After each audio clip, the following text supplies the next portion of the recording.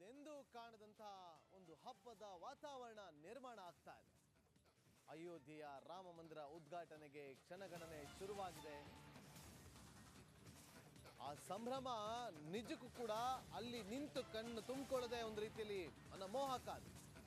ಆದ್ರೆ ರಿಪಬ್ಲಿಕ್ ಕನ್ನಡ ಅಯೋಧ್ಯೆ ಭೂಮಿಯಿಂದ ನಿಂತು ನಮ್ಮ ವೀಕ್ಷಕರಿಗೆ ಇಂಚಿಂಚು ಮಾಹಿತಿಯನ್ನು ಕೊಡ್ತಾ ಇದೆ.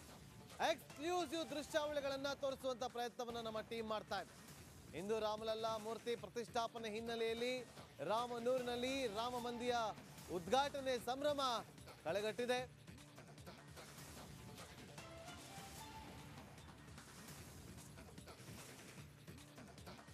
ನೋಡಿ, ರಿಪಬ್ಲಿಕ್ ಕನ್ನಡ ಟೀಮ್ ಇವತ್ತು ಅಯೋಧ್ಯೆಯ ರಾಮ ಮಂದಿರ ಭೂಮಿಯಿಂದ ನಿಂತು ಅಲ್ಲಿಂದ ನಿಮಗೆ ಇಂಚಿಂಚು ಮಾಹಿತಿಯನ್ನ ಕೊಡ್ತಾ ಇದೆ. ರಾಮ ಮಂದಿರದ ಉದ್ಘಾಟನೆಗೆ ಸಿದ್ಧತೆಗಳು ಹೇಗಿದೆ, ಈಗ ಸದ್ಯಕ್ಕೆ ಅಲ್ಲಿನ ವಾತಾವರಣ ಹೇಗಾಗಿದೆ, ಎಲ್ಲದರ ಬಗ್ಗೆ ನನ್ನ ಇಬ್ಬರು ಸಹೋದರಿಗಳು ಶ್ರುತಿ ಹಾಗೂ ಸ್ಮಿತಾ ರಂಗನಾಥ್ ಇಬ್ಬರು ಕೂಡ ಅಯೋಧ್ಯೆಯ ರಾಮ ಮಂದಿರದ ಬಾಳಿಯೇ ನಿಂತು ಅಲ್ಲಿಂದ ಮಾಹಿತಿಯನ್ನು ಕೊಡ್ತಾರೆ. ಇಬ್ಬರಿಗೂ ಕೂಡ over to you Smita and ಶ್ರುತಿ.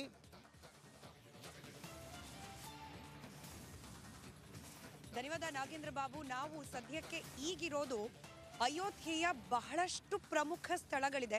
ಅದರಲ್ಲಿ ಅತಿ ಮುಖ್ಯವಾದ ಸ್ಥಳ ಅಂದ್ರೂ ಕೂಡ ತಪ್ಪಾಗ್ಲಿಕ್ಕಿಲ್ಲ, ಹನುಮಾನ್ ಗಡಿ, ಹನುಮಂತನ ಕೋಟೆ. ಇದರ ಮುಂಭಾಗದಲ್ಲಿ ನಾವಿದ್ದೀವಿ. ಕೆಲವೇ ದಿನಗಳ ಹಿಂದೆ ನಾನು ಬಂದಾಗ ಹನುಮಾನ್ ಗಡಿಯಲ್ಲಿ ವಿರಾಜಮಾನನಾಗಿರುವಂತಹ ಅಯೋಧ್ಯೆಯ ರಾಜ ಹನುಮಂತನ ದರ್ಶನವನ್ನ ಮಾಡಿಸಿದ್ವಿ. ಯಾರೆಲ್ಲ ಅದನ್ನ ಮಿಸ್ ಮಾಡ್ಕೊಂಡಿದ್ರು, ಇವತ್ತು ಕೂಡ ಹನುಮಾನ್ ಗಡಿಯ ದರ್ಶನವನ್ನ ಇನ್ನೇನು ಕೆಲವೇ ಹೊತ್ತಿನಲ್ಲಿ ವೀಕ್ಷಕರಿಗೆ ಮಾಡ್ತಾ ಹೋಗ್ತೀವಿ. ಸದ್ಯಕ್ಕೆ ಪೂಜಾ ಕಾರ್ಯ ನಡೀತಿದೆ, ಹೀಗಾಗಿ ಒಳಗಡೆ ನಮ್ಮನ್ನ ಒಂದಷ್ಟು ಕಾಲ ನಿರ್ಬಂಧಿಸಲಾಗಿದೆ. ಕೆಲವೇ ಕ್ಷಣಗಳ ನಂತರದಲ್ಲಿ ಒಳಗಡೆ ಹನುಮಂತನ ದರ್ಶನವನ್ನ ರಿಪಬ್ಲಿಕ್ ಕನ್ನಡದ ವೀಕ್ಷಕರಿಗೆ ಮಾಡಿಸ್ಲಿದ್ದೀವಿ. ಯಾಕೆ ಈ ಸ್ಥಾನ ಬಹಳಷ್ಟು ಮುಖ್ಯ ಅಂತಂದ್ರೆ, ನಾನು ಕಳೆದ ಬಾರಿ ಬಂದಾಗ್ಲೂ ಕೂಡ ಹೇಳಿದ್ದೆ, ಯಾವಾಗ ರಾಮಾಯಣದ ಅಂತಿಮ ಘಟ್ಟ ಬರುತ್ತೆ, ರಾಮದೇವರು ಅಯೋಧ್ಯೆಯನ್ನ ತೊರೆಯುವಂತಹ ಸಮಯ ಬರುತ್ತೆ, ಆಗ ಅಯೋಧ್ಯೆಯನ್ನ ನೋಡ್ಕೊಳ್ಳಿಕ್ಕೆ, ಈ ರಾಜ್ಯವನ್ನ ಆಳಲಿಕ್ಕೆ ಹನುಮಂತನಿಗೆ ಆಜ್ಞೆಯನ್ನ ನೀಡಿ ತೆರಳುತ್ತಾನೆ ರಾಮ. ಹಾಗಾಗಿ ಈ ಊರಿಗೆ, ಇಡೀ ಅಯೋಧ್ಯೆಗೆ ಹನುಮಂತ ರಾಜ ಅಂತ ಹೇಳಿ ಪರಿಗಣಿಸಲಾಗತ್ತೆ. ಆತನ ಕೋಟೆಯೇ ಈ ಹನುಮಾನ್ ಗಡಿ. ಇಲ್ಲಿ ಕೂತು ಇಡೀ ಅಯೋಧ್ಯೆಯನ್ನ ರಕ್ಷಣೆ ಮಾಡ್ತಿದ್ದಾನೆ ಹನುಮಂತ ಅನ್ನೋದು ನಂಬಿಕೆ, ಪ್ರತೀತಿ. ಇದರ ಜೊತೆಗೆ ನಿನ್ನೆ ನಾವು ರಿಪಬ್ಲಿಕ್ ಕನ್ನಡದಿಂದ ಎಕ್ಸ್ಕ್ಲೂಸಿವ್ ದೃಶ್ಯಗಳನ್ನ ಏನು ತೋರಿಸಿದ್ವಿ. ರಾಮಲಲ್ಲನ ಮೆರವಣಿಗೆ ನಡೀತಿದ್ದ ಸಂದರ್ಭದಲ್ಲಿ ಆ ಲಾರಿ ಬಂದು, ಲಾರಿಯಲ್ಲಿ ಏನು ರಾಮಲಲ್ಲನ ವಿಗ್ರಹ ಇತ್ತು ಅದು ಬಂದು ನಿಂತಿದ್ದು ಇದೇ ಹನುಮಾನ್ ಗಡಿ, ಹನುಮಂತನ ದೇವಸ್ಥಾನದ ಮುಖ್ಯ ದ್ವಾರದಲ್ಲಿ. ಯಾಕಂತಂದ್ರೆ ಹನುಮಂತನ ಅಪ್ಪಣೆಯನ್ನ ಪಡೆದೇನೆ ಇಲ್ಲಿಂದ ಮುಂದೆ ಹೋಗಬೇಕು ಖುದ್ದು ರಾಮ ಭಗವಂತ ಕೂಡ. ಹೀಗಾಗೇನೆ ಸಾಂಕೇತಿಕವಾಗಿ ಆ ಲಾರಿಯನ್ನ ಇಲ್ಲಿ ನಿಲ್ಲಿಸಿ ಹನುಮಂತನ ಆಜ್ಞೆಯನ್ನ ಪಡೆದು ನಂತರದಲ್ಲಿ ರಾಮಪಥದ ಮಾರ್ಗವಾಗಿ ಈ ಮುಖ್ಯವಾದ ಮಂದಿರ ನಿರ್ಮಾಣವಾಗ್ತಾ ಇದೆ, ಭವ್ಯ ರಾಮ ಮಂದಿರ. ಆ ಮಾರ್ಗವಾಗಿ ಪ್ರಯಾಣವನ್ನ ಮುಂದುವರಿಸ್ತು ಆ ಲಾರಿಯಲ್ಲಿದ್ದ ರಾಮಲಲ್ಲನ ಮೆರವಣಿಗೆ.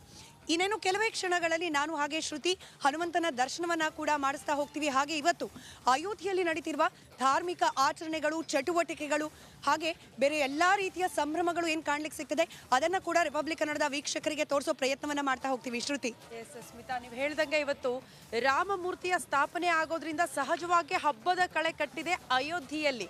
ನಾವು ನೋಡ್ತಾ ಇರ್ಬೋದು, ಹನುಮಾನ್ ಗಡಿಯ ಮುಂದೆ ಇರೋದ್ರಿಂದ ಇಲ್ಲೂ ಕೂಡ ಈ ಹಿಂದೆ ಅಯೋಧ್ಯೆಗೆ ಬಂದವರಿಗೆ ಹನುಮಾನ್ ಗಡಿ ಹೇಗಿತ್ತು, ಈಗ ಹೇಗಿದೆ ಅನ್ನೋದನ್ನ ವ್ಯತ್ಯಾಸದಲ್ಲಿ ಗಮನಿಸಬಹುದು. ಎಷ್ಟು ಚಂದವಾಗಿ ಅಲಂಕಾರ ಮಾಡಲಾಗಿದೆ, ಹೊಸ ಟಚ್ ನೀಡಲಾಗಿದೆ ಈ ಹನುಮಾನ್ ಗಡಿಗೂ ಕೂಡ. ಸೊ ಕೆಲವೇ ಕ್ಷಣಗಳಲ್ಲಿ ಸ್ಮಿತಾ ಹೇಳಿದಂಗೆ ನಾವು ಹನುಮಾನ್ ಗಡಿಯ ಒಳಗಡೆ ಹನುಮಂತನ ದರ್ಶನ ಮಾಡಿಸ್ತೀವಿ ನಿಮಗೆ. ಇಲ್ಲಿ ಹಬ್ಬದ ವಾತಾವರಣ, ಭದ್ರತೆ ಯಾವ ರೀತಿ ಇದೆ, ಇವತ್ತು ರಾಮಮೂರ್ತಿಯ ಸ್ಥಾಪನೆಯ ಕಾರ್ಯಗಳು ಯಾವ ರೀತಿ ಸಾಗುತ್ತೆ, ಇವತ್ತಿನ ಕಾರ್ಯಕ್ರಮಗಳ ಬಗ್ಗೆ ಎಕ್ಸ್ಕ್ಲೂಸಿವ್ ಮಾಹಿತಿನ ಕನ್ನಡಿಗರಿಗಾಗಿ, ಕನ್ನಡಿಗರಿಗೋಸ್ಕರ ಕೆಲವೇ ಕ್ಷಣಗಳಲ್ಲಿ ನೀಡ್ತಾ ಹೋಗ್ತೀವಿ ಸ್ಮಿತಾ. ನಿಜ. ಇನ್ಫ್ಯಾಕ್ಟ್ 22ನೇ ತಾರೀಕು, ಜನವರಿ 22ನೇ ತಾರೀಕು ಪ್ರಾಣ ಪ್ರತಿಷ್ಠೆ ಕಾರ್ಯಕ್ರಮ ಏನು ನಡೆಯುತ್ತೆ, ಅವತ್ತೂ ಕೂಡ ಖುದ್ದು ಪ್ರಧಾನಿ ನರೇಂದ್ರ ಮೋದಿ ಅವರು ಮೊದಲು ಪೂಜೆ ಸಲ್ಲಿಕೆ ಮಾಡೋದು ಹನುಮಾನ್ ಗಡಿಯಲ್ಲಿರುವ ಹನುಮಂತನಿಗೆ. ಅದಾದ ನಂತರದಲ್ಲಿ ರಾಮ ಮಂದಿರಕ್ಕೆ ಪ್ರಯಾಣವನ್ನ ಮಾಡ್ತಾರೆ, ಅಲ್ಲಿ ಪ್ರಾಣ ಪ್ರತಿಷ್ಠೆ ಕಾರ್ಯಕ್ರಮದಲ್ಲಿ ಭಾಗಿಯಾಗ್ತಾರೆ. ಇದರ ಜೊತೆಗೆ ಪ್ರಧಾನಿ ನರೇಂದ್ರ ಮೋದಿ ಅವರು ಪುಣ್ಯ ಸ್ನಾನವನ್ನ ಮಾಡ್ಲಿಕ್ಕೆ, ಯಾಕಂತಂದ್ರೆ ಅವ್ರಿಗೆ ಪ್ರಧಾನ ಅರ್ಚಕನ ಸ್ಥಾನವನ್ನ, ಅಂದ್ರೆ ಯಜಮಾನ್ ಅಂತ ಹೇಳಿ ಇಲ್ಲಿ ಕರೀತಾರೆ, ಪ್ರಧಾನಿ ಯಜಮಾನ್ ಸ್ಥಾನವನ್ನ ಪ್ರಾಣ ಪ್ರತಿಷ್ಠೆ ಸಂದರ್ಭಕ್ಕೆ ಪ್ರಧಾನಿ ನರೇಂದ್ರ ಮೋದಿ ಅವರಿಗೆ ನೀಡಲಾಗಿದೆ. ಹೀಗಾಗಿ ಸರಿಯೂ ನದಿಯಲ್ಲಿ ಪುಣ್ಯ ಸ್ನಾನವನ್ನ ಮಾಡಿ ನಂತರದಲ್ಲಿ ನೇರವಾಗಿ ಹನುಮಾನ್ ಗಡಿಗೆ ಬಂದು ಹನುಮಂತನ ದರ್ಶನ ಹಾಗೆ ಪೂಜೆಯನ್ನ ಸಲ್ಲಿಸಿ ನಂತರದಲ್ಲಿ ರಾಮ ಮಂದಿರಕ್ಕೆ ತೆರಳುತ್ತಾರೆ ಪ್ರಧಾನಿ ನರೇಂದ್ರ ಮೋದಿ. ಇನ್ಫ್ಯಾಕ್ಟ್ ಸರಿಯೂ ನದಿ ದಂಡೆಯಿಂದ ನೆನೆ ಇಡೀ ದಿನ ಶ್ರುತಿ ನೇರ ಪ್ರಸಾರದಲ್ಲಿ ಅಲ್ಲಿ ನಡೀತಾ ಇರುವ ಧಾರ್ಮಿಕ ಕ್ರಿಯಾ ಚಟುವಟಿಕೆಗಳ ಬಗ್ಗೆ ಮಾಹಿತಿಯನ್ನು ನೀಡ್ತಾ ಇದ್ರು ವೀಕ್ಷಕರಿಗೆ. ಅಲ್ಲಿ ವಿಶೇಷವಾಗಿ ಒಂದು ಫ್ಲೋಟಿಂಗ್ ರೂಮ್ ಅನ್ನು, ತೇಲುವ ಕೊಠಡಿಯನ್ನ ನಿರ್ಮಾಣ ಮಾಡಲಾಗಿದೆ. ಪ್ರಧಾನಿ ನರೇಂದ್ರ ಮೋದಿ ಅವರು ಆಗಮಿಸಿದ ಸಂದರ್ಭದಲ್ಲಿ ಅವರು ಅಲ್ಲಿ ಪುಣ್ಯ ಸ್ನಾನವನ್ನ ಮಾಡಲಿಕ್ಕೆ ಅನುಕೂಲ ಆಗೋ ರೀತಿಯಲ್ಲಿ ಸಾಧ್ಯವಾದರೆ ಇವತ್ತು ಮತ್ತೊಮ್ಮೆ ಆ ಒಂದು ಫ್ಲೋಟಿಂಗ್ ರೂಮ್ ಅನ್ನ ಪ್ರಧಾನಿ ನರೇಂದ್ರ ಮೋದಿ ಅವರಿಗೋಸ್ಕರ ನಿರ್ಮಾಣ ಮಾಡಲಾಗಿರುವ ತಾತ್ಕಾಲಿಕ ಫ್ಲೋಟಿಂಗ್ ರೂಮ್ ಅನ್ನ ಕೂಡ ವೀಕ್ಷಕರಿಗೆ ತೋರಿಸುವ ಪ್ರಯತ್ನವನ್ನ ಮಾಡ್ತಾ ಹೋಗ್ತೀವಿ. ಶ್ರುತಿ. ಎಸ್ ಸ್ಮಿತಾ, ಈಗ ಪ್ರಧಾನಿ ನರೇಂದ್ರ ಮೋದಿ ಅವರ ಬರುವಿಕೆಗಾಗಿಯೂ ಕೂಡ ಇಲ್ಲಿ ಭಾಗದ ಜನ ಕಾಯ್ತಾ ಇದ್ದಾರೆ. ಒಂದು ಕಡೆ ರಾಮ ಮಂದಿರ ಉದ್ಘಾಟನೆಯ ಸಂಭ್ರಮ, ಮತ್ತೊಂದು ಕಡೆಯಲ್ಲಿ ಅಭಿವೃದ್ಧಿ ಕಾರ್ಯಗಳು ಅಂತ ಬಂದಾಗ ಪ್ರಧಾನಿ ನರೇಂದ್ರ ಮೋದಿ ಅವರನ್ನ ಸಿಎಂ ಯೋಗಿ ಆದಿತ್ಯನಾಥ್ ಅವರನ್ನ ಯಾವ ರೀತಿ ಸಂತಸದಿಂದ ಬರಮಾಡ್ಕೊಳ್ಬೇಕು, ಅವ್ರ ಬಗ್ಗೆ ಎಷ್ಟು ಮೆಚ್ಚುಗೆಯ ಮಾತುಗಳನ್ನ ಆಡ್ತಿದ್ದಾರೆ ಅಂದ್ರೆ ಇಲ್ಲಿ ಅಭಿವೃದ್ಧಿ ಆಗೋದಕ್ಕೆ ಅವರಿಂದಲೇ ಸಾಧ್ಯ ಆಗಿದೆ ಅನ್ನುವಂತಹ ಮಾತುಗಳು ಈ ಭಾಗದ ಜನರಿಂದ ಕೇಳೋದಕ್ಕೆ ಸಿಗ್ತಾ ಇದೆ. ಕಾರಣ ಅಯೋಧ್ಯೆಯಲ್ಲಿ ಎಷ್ಟು ದೊಡ್ಡ ಮಟ್ಟದಲ್ಲಿ ಅಭಿವೃದ್ಧಿ ಆಗಿದೆ ಅಂದ್ರೆ ಅದನ್ನ ಎರಡು ಕಣ್ಣುಗಳಲ್ಲಿ ನೋಡೋದಕ್ಕೆ ಸಾಲದು. ಒಂದ್ ಚಿಕ್ಕ ಎಕ್ಸಾಂಪಲ್ ನಾವು ಕ್ಯಾಮೆರಾ ಪರ್ಸನ್ ಪ್ಯಾನ್ ಮಾಡಿ ತೋರಿಸ್ತಾರೆ ನೋಡಿ. ಇದು ಇಷ್ಟು ಕೂಡ ಕಮರ್ಷಿಯಲ್ ಕಾಂಪ್ಲೆಕ್ಸ್. ಈ ಹಿಂದೆ ಪುಟ್ಟ ಗುಡಿಸಲ ರೀತಿಯಲ್ಲಿ ಅಂಗಡಿಗಳನ್ನ ಇಟ್ಕೊಂಡು ಅಲ್ಲಿ ವ್ಯಾಪಾರ ವಹಿವಾಟನ್ನ ಮಾಡ್ತಾ ಇದ್ರು. ಆದ್ರೆ ಈಗ UP ಸರ್ಕಾರ, ಉತ್ತರ ಪ್ರದೇಶದ ಸರ್ಕಾರ ಇಡೀ ಈ ಹನುಮಾನ್ ಗಡಿಯ ಮಾರ್ಗ ಏನಿದೆ ಈ ಸುತ್ತಲೂ ಕೂಡ ಹೊಸದಾಗಿ ಕಟ್ಟಡಗಳನ್ನು ನಿರ್ಮಾಣ ಮಾಡಿದೆ. ಎಲ್ಲವೂ ಕೂಡ ಒಂದೇ ರೀತಿಯಲ್ಲಿ ಕಾಣಬೇಕು.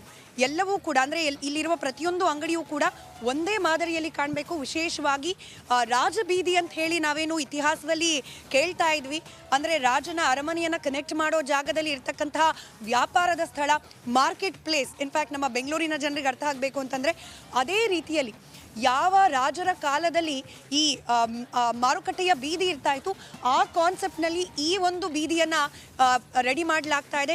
ಎಲ್ಲ ಅಂಗಡಿಗಳು ಕೂಡ ಒಂದೇ ರೀತಿಯಲ್ಲಿ ಕಾಣೋ ರೀತಿಯಲ್ಲಿ ಇಲ್ಲಿ ವ್ಯವಸ್ಥೆಯನ್ನು ಮಾಡಲಾಗಿದೆ. ಅಂಗಡಿಗಳ ಹೆಸರು ಕನ್ಫ್ಯೂಷನ್ ಆಗಬಾರ್ದು ಅನ್ನೋ ಕಾರಣಕ್ಕೆ ಪುಟ್ಟ ಬೋರ್ಡ್ನಲ್ಲಿ ಹೆಸರು ಜೊತೆಗೆ ಪ್ರತ್ಯೇಕವಾಗಿ ಪ್ರತಿ ಅಂಗಡಿಗೂ ಕೂಡ ಒಂದು ನಂಬರನ್ನು ನೀಡಲಾಗಿದೆ. ಇದರ ಆಧಾರದ ಮೇಲೆ ಅಂಗಡಿಯನ್ನು ಗುರುತಿಸೋ ಕಾರ್ಯ ಕೂಡ ಮಾಡಲಾಗುತ್ತೆ. ಹೀಗಾಗಿ ಇಲ್ಲಿನ ವ್ಯಾಪಾರಸ್ಥರು ಕೂಡ ಹೇಳ್ತಿದ್ದಾರೆ ನಮ್ಮ ಬದುಕು ಕೂಡ ಹಸನಾಗ್ತಾ ಇದೆ. ಮಂದಿರ ನಿರ್ಮಾಣ ಆಗೋದ್ರ ಜೊತೆಗೆ ವ್ಯಾಪಾರ ವಹಿವಾಟು ಜಾಸ್ತಿ ಆಗ್ತಾ ಇದೆ, ಪ್ರವಾಸಿಗರ ಸಂಖ್ಯೆ ಜಾಸ್ತಿ ಆಗ್ತಾ ಇದೆ. ಹೀಗಾಗಿ ನಮ್ಮ ಬದುಕು ಕೂಡ ಹಸನಾಗಿದೆ ಅಂತ ಹೇಳಿ ಇಲ್ಲಿನ ಪ್ರವಾಸಿಗರು ಕೂಡ ಹೇಳ್ತಿದ್ದಾರೆ. ಹಾಗಾಗೇನೆ ಒಂದು ಮಂದಿರ ನಿರ್ಮಾಣ ಆದ ನಂತರದಲ್ಲಿ ಕೇವಲ ಮಂದಿರ ಯಾಕೆ ಅನ್ನೋ ಪ್ರಶ್ನೆ ಕೇಳ್ತಾರಲ್ಲ ಅಂಥವರಿಗೆ ಅಯೋಧ್ಯೆಯ ಜನರೇ ಉತ್ತರ ಕೊಡ್ತಿದ್ದಾರೆ. ಇಲ್ಲಿ ಆಗ್ತಿರೋದು ಮಂದಿರ ಮಾತ್ರವಲ್ಲ, ನಮ್ಮ ಜೀವನದ ಉಪಾಯಕ್ಕೆ ಒಂದು ಹೊಸ ಮಾರ್ಗ ಕೂಡ ಅಂತ ಹೇಳಿ. ಮೋಸ್ಟ್ಲಿ ಇದೇ ಕಾರಣಕ್ಕೆ ಅನ್ಸುತ್ತೆ ಬರೀ ದೇಶದ ಚಿತ್ತ ಅಲ್ಲ, ಇಡೀ ವಿಶ್ವದ ಚಿತ್ತ ಇವತ್ತು ಅಯೋಧ್ಯೆತ್ತ ನೆಟ್ಟಿದೆ. ಅಷ್ಟು ದೊಡ್ಡ ಮಟ್ಟದಲ್ಲಿ ಅಭಿವೃದ್ಧಿ ಯಾರೋ ಪ್ರಶ್ನೆ ಮಾಡಿದ್ರು ಅಂದ್ರೆ ಖಂಡಿತ ಅವರು ಅಯೋಧ್ಯೆಗೆ ಬಂದು ನಿಂತು ನೋಡಿದಾಗ್ಲೇ ಈ ಎಲ್ಲಾ ಸೌಂದರ್ಯವನ್ನ, ಅಭಿವೃದ್ಧಿಯನ್ನ, ರಾಮ ಮಂದಿರ, ರಾಮಲಲ್ಲಾನ ಕಣ್ತುಂಬಿಕೊಂಡಾಗ ಮಾತ್ರ ಇಲ್ಲಿನ ಕೆಲಸಗಳು ಯಾವ ರೀತಿ ಆಗಿದೆ ಅನ್ನೋದು ಗೊತ್ತಾಗುತ್ತೆ ಅನ್ಸುತ್ತೆ. ಒಟ್ನಲ್ಲಿ ನಾವೆಲ್ಲ ಕಾಯ್ತಾ ಇದ್ವಿ, ಕೋಟ್ಯಾನುಕೋಟಿ ಹಿಂದೂಗಳು ಆ ದಿನ ಕನಸು ನನಸಾಗ್ತಾ ಇರುವಂತಹ ದಿನ ಬಹಳ ಹತ್ತಿರದಲ್ಲಿದೆ. ಜನವರಿ 22 ಅಂದ್ರೆ ಕೆಲವೇ ದಿನಗಳು, 4 ದಿನದಲ್ಲಿ ರಾಮಲಲ್ಲಾ ಮೂರ್ತಿಯ ಪ್ರಾಣ ಪ್ರತಿಷ್ಠಾಪನೆ ಕಾರ್ಯಕ್ರಮ ಆಗುತ್ತೆ. ಕರ್ನಾಟಕದ ರಿಪಬ್ಲಿಕ್ ಕನ್ನಡದ ವೀಕ್ಷಕರಿಗೆ ಮತ್ತೊಮ್ಮೆ ಪ್ರೀತಿಯ ಸ್ವಾಗತ ಅಯೋಧ್ಯೆ ನಗರಿಗೆ. ನಾವೀಗ ಹನುಮಂತನ ಕೋಟೆಯ ಮುಂಭಾಗದಲ್ಲಿದ್ದೀವಿ. ಹನುಮಾನ್ ಗಡಿಯ ಮುಂಭಾಗದಲ್ಲಿ ಆತನ ದರ್ಶನಕ್ಕೆ ಹೋಗೋಕ್ ಮುಂಚೆ ಕನ್ನಡಿಗರೊಬ್ಬರಿದ್ದಾರೆ, ಪಂಡಿತರು. ಅವರನ್ನ ಮಾತನಾಡಿಸೋ ಪ್ರಯತ್ನ ಮಾಡ್ತೀನಿ. ನಮಸ್ಕಾರ, ತಮ್ಮ ಹೆಸರು? ಮೋಹನ ಕೃಷ್ಣ, ಬೆಂಗಳೂರಿಂದ. ಇಡೀ ಅಯೋಧ್ಯೆ ನಗರಿಯಲ್ಲಿ ಹಬ್ಬದ ವಾತಾವರಣ, ಅದರಲ್ಲೂ ವಿಶೇಷವಾಗಿ ಅಯೋಧ್ಯೆಯ ರಾಜ ಅಂತ ಪರಿಗಣಿಸಲಾಗುವ ಹನುಮಂತನ ಸನ್ನಿಧಾನದಲ್ಲಿ ನಾವಿದ್ದೀವಿ. ಏನು ಹೇಳ್ತೀರಿ ಈ ಸಂದರ್ಭದ ಬಗ್ಗೆ, ಅಯೋಧ್ಯೆಯಲ್ಲಿ ಆಗ್ತಾ ಇರುವ ಅಭಿವೃದ್ಧಿ ಬಗ್ಗೆ? ರಾಮಾಯ ರಾಮಭದ್ರಾಯ ರಾಮಚಂದ್ರಾಯ ವೇದಸೆ ರಘುನಾಥಾಯ ನಾಥಾಯ ಸೀತಾಯ ಪತಯೇ ನಮಃ. ಅಂಜನಾನಂದನಂ ವೀರಂ ಜಾನಕಿ ಶೋಕನಾಶನಂ ಕಪೀಶಮಕ್ಷಹಂತಾರಂ ಒಂದೇ ಲಂಕಾ ಭಯಂಕರಂ. ಅಯೋಧ್ಯೆಯ ಮುಂಭಾಗದಲ್ಲಿ ತುಂಬ ವಿಶೇಷವಾಗಿರ್ತಕ್ಕಂಥ ಸಡಗರಣೆ. ತುಂಬ ಲಕ್ಷಾಂತರ ಜನಗಳು ಬಂದು ಭಗವಂತನ ಸೇವೆಯನ್ನು ತಗೊತಾ ಇದ್ದಾರೆ. ನಿನ್ನೆ ಸರಿಯೂ ನದಿ ತೀರದಲ್ಲಿ ಸ್ವಾಮಿಗೆ ಅಭಿಷೇಕ ಸಂಪನ್ನ ಆಯಿತು. ಅದಾದ ನಂತರ ಒಳಗಡೆ ಪ್ರವೇಶ ಆಯಿತು ಸ್ವಾಮಿ. ಇವತ್ತು ಮಹಾಗಣಪತಿ ಪೂಜೆಯಿಂದ ಪ್ರಾರಂಭವಾಗಿ ಮಹಾಗಣಪತಿ, ನವಗ್ರಹ ಸ್ಥಾಪನೆ ಮತ್ತು ನವಾದಿವಾಸಗಳು, 9 ವಿಧ ಅಧಿವಾಸಗಳೆಲ್ಲ ಸಂಪನ್ನ ಆಗುತ್ತೆ. ತದಾದಿಯಾಗಿ ಯಾಗಶಾಲಾ ಪ್ರವೇಶದಿಂದ ಸ್ವಾಮಿಗೆ ಎಲ್ಲ ಸಂಪನ್ನವಾಗಿರ್ತಕ್ಕಂಥ ಪೂಜೆಗಳೆಲ್ಲ ಸಂಪನ್ನ ಆಗುತ್ತೆ. ಪ್ರತಿಷ್ಠಾಪನಾ ಕಾರ್ಯದಲ್ಲಿ ಅಂಗನ್ಯಾಸ, ಕಲನ್ಯಾಸ, ತತ್ವನ್ಯಾಸ, ಷೋಡಶ ಕಲಾನ್ಯಾಸ ಎಲ್ಲ ಹೋಮ ಸಂಪನ್ನ ಆಗುತ್ತೆ. ಇಷ್ಟು ಭಗವಂತನ ಸೇವೆಯಲ್ಲಿ ಈ 5 ದಿವಸಗಳ ಕಾಲ ಸಂಪನ್ನ ಆಗುತ್ತೆ. ಈ ಒಂದು ಸೇವೆಯಲ್ಲಿ ಗಣ್ಯಾತಿ ಗಣ್ಯರೆಲ್ಲ ಭಾಗವಹಿಸ್ತಾ ಇದ್ದಾರೆ. ನಮ್ಮ ಮುಖ್ಯವಾಗಿ ಪ್ರಧಾನಮಂತ್ರಿ ಆಗಿರ್ತಕ್ಕಂತಹ ನರೇಂದ್ರ ಮೋದಿಯವರು ಮತ್ತು ಮೋಹನ್ ಭಾಗವತ್ ಅವರು, ಮತ್ತು ಇಲ್ಲಿ ಸ್ಥಾನದ ಮುಖ್ಯಮಂತ್ರಿ ಆಗಿರೋ ಆದಿತ್ಯನಾಥ್ ಅವರೆಲ್ಲರೂ ಸೇರಿ ಈ ಒಂದು ಪಾಲ್ಗೊಳ್ತಾ ಇದ್ದಾರೆ. ನಮಗೆಲ್ಲ ಒಂದು ಸುದಿನ, ನಾವು ಇದೊಂದು ಸೇವೆಗೆ ಬಂದು ಭಗವಂತನ ಸೇವೆ ಮಾಡ್ತಾ ಇದ್ದೀವಿ ಅಂತ ಒಂದು ಸುದಿನವಾಗಿರ್ತಕ್ಕಂಥ ದಿನ.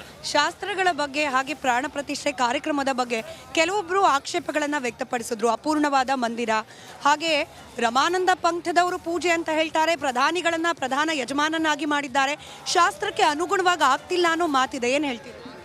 ಇದು ನಾವು ಭಗವಂತನ ಸೇವೆ ಮಾಡೋದೊಂದು ಭಾಗ್ಯ. ಆ ಭಾಗ್ಯದಲ್ಲಿ ಇವಾಗ ನೋಡಿ, ಸಾಲಿಗ್ರಾಮ ಶಿಲೆ ಹೇಗೆ ಅಂದರೆ ಆವಾಹನ ಎಲ್ಲ ಮತ್ತು ವಿಸರ್ಜನೂ ಇಲ್ಲ, ಅದು ಸ್ವಯಂ ಭಗವಂತ. ಇಲ್ಲೂ ಅದೇ ರೀತಿಯಾಗಿ ಭಗವಂತ ಇಲ್ಲಿ ಸ್ವಯಂವಾಗಿ ನೆಲೆಸಬೇಕಾದ್ರೆ ನಾವು ಆ ಭಕ್ತಿಯಿಂದ ಮಾಡಲೇಬೇಕೇ ಹೊರತು ಆ ಟಿಪ್ಪಣಿ ಈ ಟಿಪ್ಪಣಿ ಅಂತ ಒಳಗಾಗಿ ನಾವು ಸೇವೆ ಮಾಡಬೇಕು ಅಂತ ಹೇಳ್ತೀವಿ. ಇನ್ನು ಅಯೋಧ್ಯೆಯಲ್ಲಿ ಆಗ್ತಾ ಇರುವ ಬದಲಾವಣೆಗಳು, ಹಾಗೆ ಹಿಂದೂ ಧರ್ಮದಲ್ಲಿ ಆಗ್ತಾ ಇರುವ, ಸಮುದಾಯದಲ್ಲಿ ಆಗ್ತಾ ಇರುವ ಜಾಗೃತಿ ರಾಮ ಮಂದಿರದ ಮುಖಾಂತರ, ಇದ್ರ ಬಗ್ಗೆ ಏನು ಹೇಳ್ತೀರಿ? ಅದ್ರ ಬಗ್ಗೆ ಮಾತಾಡೋಷ್ಟು ಶಕ್ತಿ ನನ್ನಲ್ಲಿಲ್ಲ. ಏನು ನಮ್ಮ ಗುರುಗಳು ಏನು ಹೇಳಿರ್ತಾರೋ ಅದರ ಏನು ಪೂಜಾ ಕಾರ್ಯಕ್ರಮಗಳ ಬಗ್ಗೆ ತಿಳಿಸ್ಕೊಡೋದಕ್ಕೆ ನಮಗೊಂದು ಅನುಗ್ರಹ. ಕನ್ನಡದ ವೀಕ್ಷಕರಿಗೆ, ಕರ್ನಾಟಕದ ವೀಕ್ಷಕರಿಗೆ ಏನು ಹೇಳಲಿಕ್ಕೆ ಇಷ್ಟಪಡ್ತೀರಿ? ಇನ್ನು 23ನೇ ತಾರೀಕಿಂದ ಎಲ್ಲರಿಗೂ ಸಾರ್ವಜನಿಕವಾಗಿ ಏನು ಸೇವೆಗೆ ದರ್ಶನಕ್ಕೆ ಬಿಡ್ತಾ ಇದ್ದಾರೆ. ಎಲ್ಲರೂ ತಮ್ಮ ಮನೆಯಲ್ಲೇ ಕುಳಿತು 22ನೇ ತಾರೀಕು ಮಧ್ಯಾಹ್ನ 11 ಗಂಟೆಯಿಂದ ಹಿಡಿದು 2 ಗಂಟೆವರೆಗೂ ಸ್ನಾನಾದಿಗಳೆಲ್ಲ ಮುಗಿಸ್ಕೊಂಡು ಭಗವಂತನ ಸೇವೆ ಮಾಡಿ ಭಜನಗಳು ಮತ್ತು ಕಾರ್ಯಕ್ರಮಗಳು ಯಶಸ್ವಿಯನ್ನುಗೊಳಿಸಬೇಕಾಗಿ ತಮ್ಮಲ್ಲಿ ಸವಿನಯ ಪ್ರಾರ್ಥನೆ ನಿಮ್ಮ ಕನ್ನಡ ಚಾನಲಿನ ಮುಖಾಂತರವಾಗಿ ಕೇಳ್ಕೊತೀನಿ. ಧನ್ಯವಾದ. ಸೊ ಇದು ಇಲ್ಲಿನ ಪಂಡಿತರೊಬ್ಬರ ಮಾತು. ಬೆಂಗಳೂರಿನಿಂದ ಬಂದಿದ್ದಾರೆ, ಹನುಮಂತನ ಸೇವೆ ಮಾಡ್ತಾ ಇರೋದು, ಹಾಗೆ ರಾಮನನ್ನ ದರ್ಶನ ಮಾಡುವ ಏನು ಅವಕಾಶ ಸಿಕ್ಕಿದ್ದು ನಮ್ಮ ಭಾಗ್ಯ ಅಂತ ಹೇಳ್ತಿದ್ದಾರೆ. ಹಾಗೆ ಅಯೋಧ್ಯೆಯ ರಾಮ ಮಂದಿರ ನಿರ್ಮಾಣ ವಿಚಾರಕ್ಕೆ ಸಂಬಂಧ ಗುಡಿಯ ಮುಂಭಾಗದಲ್ಲಿ ನಮ್ಮ ಕ್ಯಾಮ್ರಾ ಪರ್ಸನ್ ಮಧು ಒಳಗೆ ಹೋಗ್ತಾ ಇದ್ದಾರೆ. ದೇವರ ದರ್ಶನವನ್ನ ಸಮಸ್ತ ರಿಪಬ್ಲಿಕ್ ಕನ್ನಡದ ವೀಕ್ಷಕರಿಗೆ ಮಾಡಿಸುವ ಪ್ರಯತ್ನ ದೃಶ್ಯದಲ್ಲಿ ಗಮನಿಸ್ತಾ ಇದ್ದೀರಿ. ಖುದ್ದು ಅಯೋಧ್ಯೆಯ ರಾಜ ಹನುಮಂತನ ದರ್ಶನವನ್ನ ನೇರ ಪ್ರಸಾರದಲ್ಲಿ ಮಾಡ್ತಾ ಇದ್ರಿ. ಕೆಲವೇ ಸೆಕೆಂಡ್ಗಳ ಕಾಲ ದರ್ಶನ ಮಾಡುವ ಒಂದು ಅವಕಾಶ ಸಿಕ್ಕಿದೆ. ಅಲಂಕಾರ ನಡೀತಾ ಇದೆ ಹನುಮಂತನಿಗೆ, ಹೀಗಾಗಿ ಆ ಒಂದು ಗರ್ಭಗುಡಿಯ ಬಾಗಿಲನ್ನ ಕ್ಲೋಸ್ ಮಾಡಲಾಗಿದೆ. ಕಳೆದ ಬಾರಿ ನಾವು ಅಯೋಧ್ಯೆಗೆ ಬಂದ ಸಂದರ್ಭದಲ್ಲಿ ಹನುಮಾನ್ ಗಡಿಯ ವಿಶೇಷತೆ ಏನು, ಹಾಗೆ ಇಲ್ಲಿ ಹನುಮಂತ ಯಾವ ರೂಪದಲ್ಲಿ ಕಾಣ್ಲಿಕ್ಕೆ ಸಿಗ್ತಾನೆ, ಹಾಗೆ ಈ ಮಂದಿರ ಇದರ ವಿಶೇಷತೆ ಏನು, ಇದೆಲ್ಲದರ ಡೀಟೇಲ್ಸನ್ನು ರಿಪಬ್ಲಿಕ್ ಕನ್ನಡದ ವೀಕ್ಷಕರಿಗೆ ನಾವು ಹೇಳಿದ್ವಿ. ಹಾಗೆ ಇಲ್ಲಿಂದ ಮಾಹಿತಿಯನ್ನು ನೀಡಿದ್ವಿ. ಇನ್ ಕೇಸ್ ಯಾರಾದರೂ ಮಿಸ್ ಮಾಡ್ಕೊಂಡಿದ್ರೆ ನಮ್ಮ ಡಿಜಿಟಲ್ ಪ್ಲ್ಯಾಟ್ಫಾರ್ಮ್ನಲ್ಲಿ ರಿಪಬ್ಲಿಕ್ ಕನ್ನಡದ ಯೂಟ್ಯೂಬ್ ಚಾನಲ್ನಲ್ಲಿ ಅದರ ಬಗ್ಗೆ ಇನ್ ಡೀಟೇಲ್ ಆದ ವಿಡಿಯೋಗಳಿದೆ, ಅದನ್ನು ಕೂಡ ಗಮನಿಸಬಹುದು. ಇವಿಷ್ಟು ಈ ಹನುಮಾನ್ ಗಡಿಗೆ ಸಂಬಂಧಪಟ್ಟಂತೆ ಇರುವಂತಹ ವಿಶೇಷತೆಗಳು. ಹನುಮಂತನ ದರ್ಶನ ಸಿಕ್ಕಿದ್ದು ಕೆಲವೇ ಸೆಕೆಂಡ್ಗಳಾದರೂ ಕೂಡ ಆ ಪ್ರಯತ್ನ ರಿಪಬ್ಲಿಕ್ ಕನ್ನಡ ಮಾಡಿದೆ. ಕನ್ನಡದ ವೀಕ್ಷಕರಿಗೆ ಇದನ್ನು ತಿಳಿಸುವ ಪ್ರಯತ್ನ. Over to studio.